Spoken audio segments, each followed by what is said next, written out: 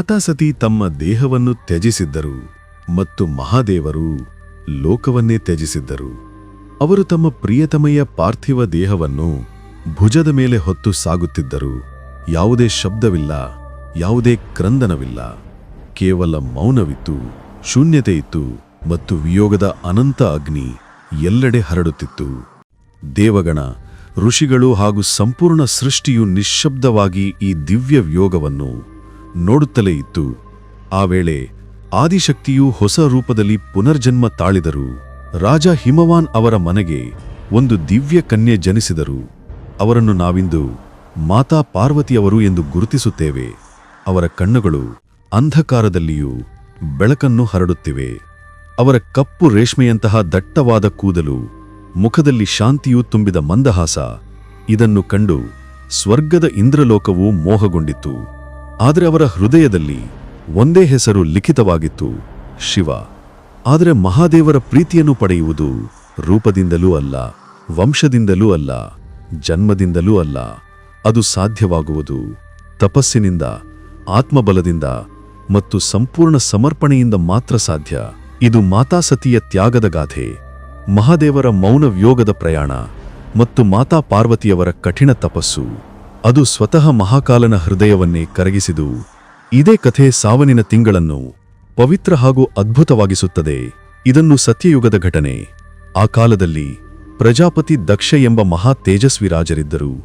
ಅವರು ಬ್ರಹ್ಮಾಜಿಯ ಮಾನಸಪುತ್ರರು ಎಂದು ಕರೆಯಲ್ಪಟ್ಟಿದ್ದರು. ಆದರೆ ಅವರ ಹೃದಯದಲ್ಲಿ ಜ್ಞಾನಕ್ಕಿಂತ ಹೆಚ್ಚು ಅಹಂಕಾರದ ವಾಸವಿತ್ತು. ಅವರ ಪುತ್ರಿಯಾಗಿದ್ದ ಸತಿ ಸಾಮಾನ್ಯ ಮಹಿಳೆಯಲ್ಲ, ಆದಿಶಕ್ತಿ ಸ್ವಯಮಾಗಿದ್ದರು. ಅವರ ಹೃದಯದಲ್ಲಿ ವೈರಾಗ್ಯವಿಲ್ಲ, ಪ್ರೀತಿಯ ಅಪಾರ ಸಾಗರ ತುಂಬಿಕೊಂಡಿತ್ತು. ಅವರು ಮಹಾದೇವರ ದಿವ್ಯ ರೂಪವನ್ನು ಮೊದಲ ಬಾರಿಗೆ ನೋಡಿದಾಗಲೇ ಪ್ರೀತಿಯ ಜನ್ಮವಾಯಿತು. ಮಹಾದೇವರು ಹಿಮಾಲಯದ ಶಿಖರಗಳಲ್ಲಿ ತಪಸ್ಸಿನಲ್ಲಿ ಲೀನನಾಗಿದ್ದರು, ಸಂಪೂರ್ಣ ಜಗತ್ತನ್ನು ತ್ಯಜಿಸಿದ್ದರು. ಆದರೆ ಸತಿಯವರ ಕೋಮಲ ದೃಷ್ಟಿಯವರ ಮೇಲೆ ಬೀಳುತ್ತಿದ್ದಂತೆ ಆ ನಿರ್ಲಿಪ್ತ ಯೋಗಿಯ ಹೃದಯದಲ್ಲಿಯೂ ಪ್ರೀತಿಯ ಮೊಳಕೆ ಹುಟ್ಟಿತು. ಪ್ರಜಾಪತಿ ದಕ್ಷರು ಈ ಸಂಬಂಧವನ್ನು ತೀವ್ರವಾಗಿ ವಿರೋಧಿಸಿದರು. ಆದರೂ ಸತಿ ಮತ್ತು ಶಿವರ ದಿವ್ಯ ವಿವಾಹ ನೆರವೇರಿತು. ಆದರೆ ಅಹಂಕಾರ ಪ್ರೀತಿಯನ್ನು ಎಂದಿಗೂ ಅರ್ಥಮಾಡಿಕೊಳ್ಳುವುದಿಲ್ಲ. ದಕ್ಷರು ತಮ್ಮ ಪುತ್ರಿ ಒಬ್ಬ ಅಘೋರಿ, ರುದ್ರ ಸ್ವರೂಪದ ಜಟಾಧಾರಿ ಯೋಗಿಯೊಂದಿಗೆ ವಿವಾಹವಾಗುವುದು ಅವರಿಗೆ ಒಪ್ಪಲಾಗಲಿಲ್ಲ. ಸ್ವಲ್ಪ ಕಾಲದ ನಂತರ ಅವರು ಒಂದು ಭವ್ಯ ಯಾಗವನ್ನು ಆಯೋಜಿಸಿದರು. ಎಲ್ಲ ದೇವತೆಗಳನ್ನು ಆಹ್ವಾನಿಸಿದರು. ಆದರೆ ಮಹಾದೇವ ಹಾಗೂ ಮಾತಾ ಸತಿಯನ್ನು ಅವಮಾನಿಸಿ ತಿರಸ್ಕರಿಸಿದರು. ಈ ಸುದ್ದಿ ಕೇಳಿ ಸತಿಯ ಹೃದಯ ಕರಗಿತು. ಅವರು ಆಹ್ವಾನವಿಲ್ಲದೆ ಯಾಗಮಂದಿರಕ್ಕೆ ಹೋದರು. ದಕ್ಷರ ಕಟುವಚನಗಳು ಅವರ ಪ್ರತಿಯೊಂದು ರೋಮಕೂಪವನ್ನು ಸುಟ್ಟವು. ತಮ್ಮ ಪ್ರಿಯಪತಿಯ ಅವಮಾನವನ್ನು ಅವರು ಸಹಿಸಲಿಲ್ಲ. ಅವರು, ಈ ದೇಹವನ್ನು ನಾನು ಶಿವನಿಗೆ ಸಮರ್ಪಿಸಿದೆ. ಇಂದು ಈ ದೇಹ ಅವಮಾನಕ್ಕೆ ಪಾತ್ರವಾಗುತ್ತಿದೆ. ಈ ದೇಹ ನನಗೆ ಅರ್ಹವಿಲ್ಲ ಎಂದು ಹೇಳಿ ಯಾಗದ ಅಗ್ನಿಗೆ ಸ್ವತಃ ಸಮರ್ಪಿಸಿದರು. ಈ ಸುದ್ದಿ ಮಹಾದೇವರಿಗೆ ತಲುಪಿದಾಗ ಅವರ ಸಂಯಮ ಭಂಗವಾಯಿತು. ಅವರು ರುದ್ರರೂಪವನ್ನು ಧರಿಸಿದರು. ಅವರು ತಮ್ಮ ಜಟೆಯಿಂದ ವೀರಭದ್ರ ಮತ್ತು ಭದ್ರಕಾಳಿಯನ್ನು ಪ್ರತ್ಯಕ್ಷಗೊಳಿಸಿದರು. ಯಾಗಮಂದಿರವನ್ನು ಧ್ವಂಸಗೊಳಿಸಿದರು ಮತ್ತು ದಕ್ಷರ ಶಿರವನ್ನು ಕಡಿದರು. ನಂತರ ಮಹಾದೇವರು ಸತಿಯ ನಿರ್ಜೀವ ದೇಹವನ್ನು ಭುಜದ ಮೇಲೆ ಎತ್ತುಕೊಂಡು ವಿಯೋಗದ ವೇದನೆಯಲ್ಲಿ ಲೋಕದೊಳಗೆ ಅಲೆದಾಡಿದರು. ಈ ವಿಯೋಗದಿಂದ ಸೃಷ್ಟಿಯ ಸಮತೋಲನ ಹದಗೆಡತೊಡಗಿತು. 4 ದಿಕ್ಕುಗಳಲ್ಲಿ ತ್ರಾಹಿ ತ್ರಾಹಿ ಕೂಗಾಟವಾಯಿತು. ಆಗ ಪ್ರತ್ಯಕ್ಷರಾದರು ಶ್ರೀಹರಿವರಾದ ವಿಷ್ಣು. ಅವರು ಸೃಷ್ಟಿಯ ಪಾಲಕರಾಗಿದ್ದರು. ಅವರು ಮಹಾದೇವರ ಪ್ರೀತಿ, ಪೀಡೆ ಮತ್ತು ವಿಯೋಗವನ್ನು ಗೌರವದಿಂದ ವಂದಿಸಿದರು.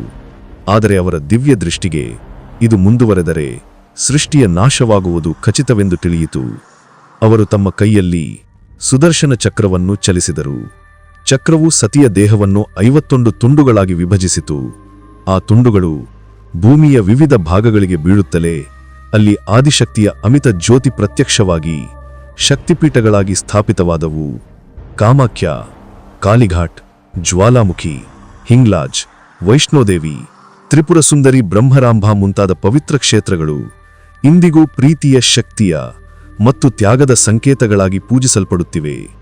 ವಿಷ್ಣುವಿನ ಈ ಕ್ರಮದಿಂದ ಮಹಾದೇವರ ಕ್ರೋಧ ಶಮನವಾಯಿತು. ಆದರೆ ಅವರ ಹೃದಯದಲ್ಲಿ ಗಾಢ ಶೋಕ ಉಳಿತಿತು.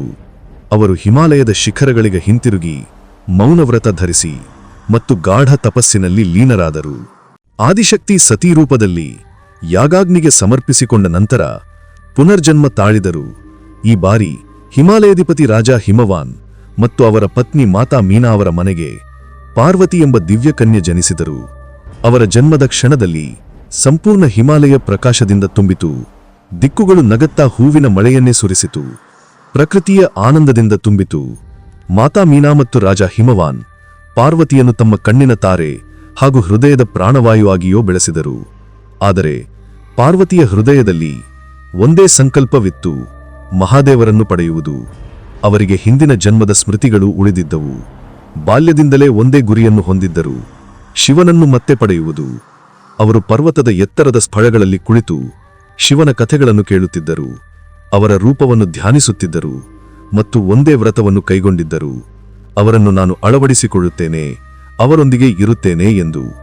ಯೌವನದ ದ್ವಾರದಲ್ಲಿ ಪಾದಾರ್ಪಣೆ ಮಾಡಿದಾಗ ಅವರ ಹೃದಯದಲ್ಲಿ ಒಂದೇ ಸಂಕಲ್ಪ ಎದ್ದು ಬಂದಿತ್ತು, ಮಹಾದೇವರನ್ನು ಪಡೆಯುವುದು. ಅವರು ರಾಜಮಹಲದ ಸುಖವನ್ನು ತ್ಯಜಿಸಿ ಹಿಮಾಲಯದ ನಿರ್ಜನ ಕಾಡನ್ನು ಆಯ್ಕೆ ಮಾಡಿಕೊಂಡರು. ಅಲ್ಲಿ ಅನ್ನವಿಲ್ಲ, ನೀರಿಲ್ಲ, ನೆರಳಿಲ್ಲ, ಕೇವಲ ಶಿವನ ಹೆಸರು ಮತ್ತು ಅವರ ಧ್ಯಾನ ಮಾತ್ರ. ಅವರು ಪಂಚಾಗ್ನಿ ತಪಸ್ಸನ್ನು ಆರಂಭಿಸಿದರು.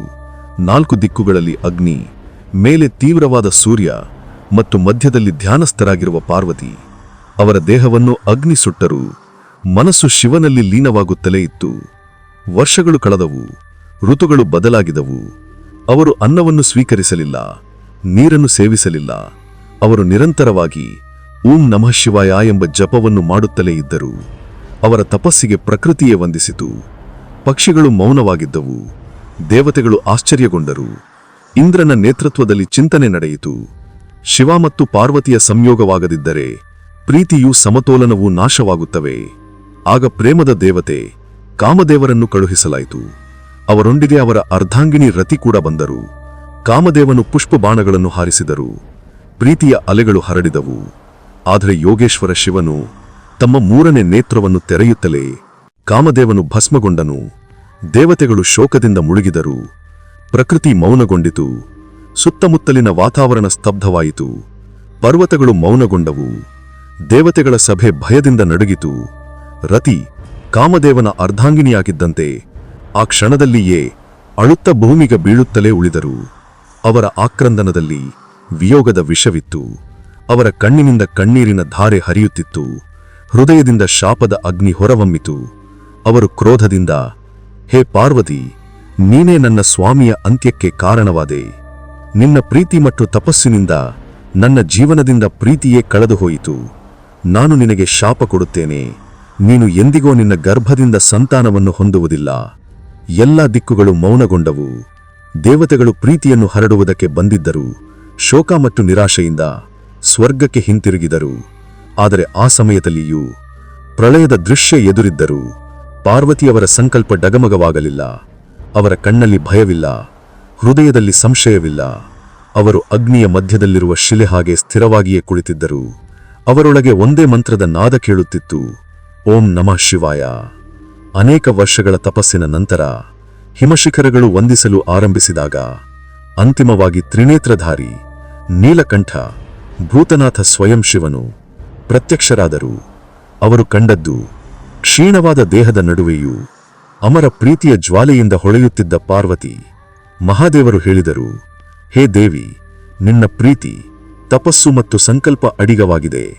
ನಾನು ನಿನ್ನನ್ನು ವರಿಸುತ್ತೇನೆ. ಆ ಕ್ಷಣವೇ ಅವರ ಪುನರ್ಮಿಲನವಾಯಿತು. ಶಿವ ಮತ್ತು ಶಕ್ತಿಯ ಸಂಯೋಗದಿಂದ ಮತ್ತೆ ಸೃಷ್ಟಿಯ ಸಮತೋಲನ ಪುನಃ ಸ್ಥಾಪಿತವಾಯಿತು. ಪುರಾಣಗಳಲ್ಲಿ ಉಲ್ಲೇಖವಿರುವಂತೆ ಸಾವನಿನ ತಿಂಗಳು ಅದೇ ಪವಿತ್ರ ಕಾಲವಾಗಿದೆ. ಪಾರ್ವತಿಯವರ ತಪಸ್ಸು ಯಶಸ್ವಿಯಾಗಿ ಶಿವನೊಂದಿಗೆ ಅವರ ದಿವ್ಯ ವಿವಾಹ ನಡೆದ ಕಾಲ. ಈ ಕಾರಣದಿಂದ ಇಂದಿಗೂ ಪ್ರತಿಯೊಂದು ಸಾವನ್ ಸೋಮವಾರದ ವ್ರತ, ಪ್ರತಿಯೊಂದು ಕಾವಡ ಯಾತ್ರೆಯ ಕ್ಲಾಂತಿ, ಪ್ರತಿಯೊಂದು ಶಿವಲಿಂಗದ ಮೇಲೆ ಅರ್ಪಿಸಲಾದ ಗಂಗಾಜಲವು ಆ ಅಮರ ಪ್ರೀತಿ ಮತ್ತು ತಪಸ್ಸಿಗೆ ಸಲ್ಲುವ ಗೌರವವಾಗಿದೆ. ಹೀಗಾಗಿ ಸ್ನೇಹಿತರೆ, ಇದು ಶಿವ ಮತ್ತು ಶಕ್ತಿಯ ಪುನರ್ಮಿಲನದ ಅಮರಗಾಥೆ. ಪ್ರೀತಿ, ತಪಸ್ಸು ಮತ್ತು ಸಮರ್ಪಣೆಯ ಕಥೆ. ಅದು ಇಂದಿಗೂ ಪ್ರತಿಯೊಬ್ಬ ಶಿವಭಕ್ತರ ಹೃದಯದಲ್ಲಿ ಜೀವಂತವಾಗಿದೆ. ಈ ದಿವ್ಯ ಯಾತ್ರೆ ನಿಮಗೆ ಇಷ್ಟವಾದರೆ ಖಂಡಿತವಾಗಿ ಸಬ್ಸ್ಕ್ರೈಬ್ ಮಾಡಿ ಮತ್ತು ಕಾಮೆಂಟ್ನಲ್ಲಿ ನಿಮ್ಮ ಅಭಿಪ್ರಾಯವನ್ನು ಬರೆಯಿರಿ. ಮುಂದಿನ ಕಥೆಯಲ್ಲಿ ಭೇಟಿಯಾಗೋಣ. ಓಂ ನಮಃ ಶಿವಾಯ. ಜೈ ಶಿವಶಂಭು.